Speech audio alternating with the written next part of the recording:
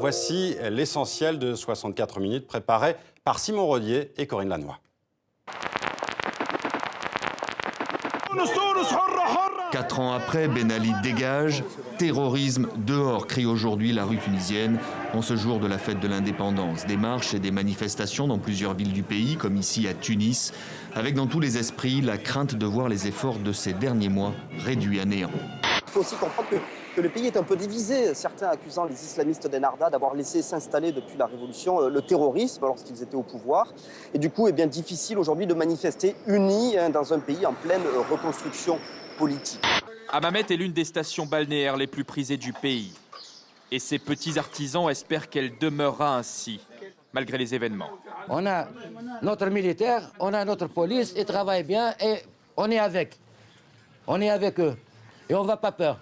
Je ne veux pas d'une paix négociée à un État, déclare-t-il, mais d'une paix durable à 2 États dans un environnement sécuritaire.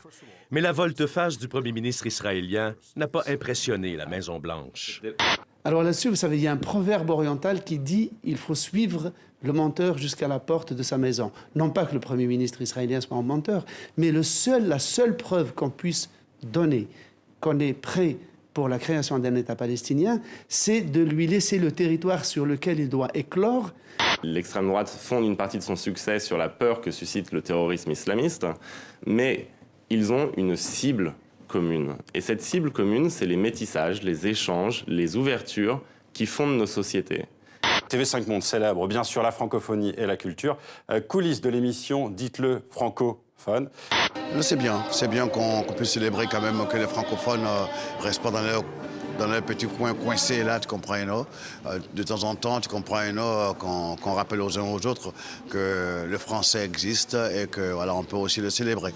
C'est important de se rappeler notre culture, notre langue, celle qu'on partage aussi, puis d'en apprendre plus aussi sur les autres communautés, sur les francophones de la planète, et de ne pas penser qu'on est seul au monde et que l'anglais, c'est plus cool que le français, parce que je veux dire, c'est riche la langue française.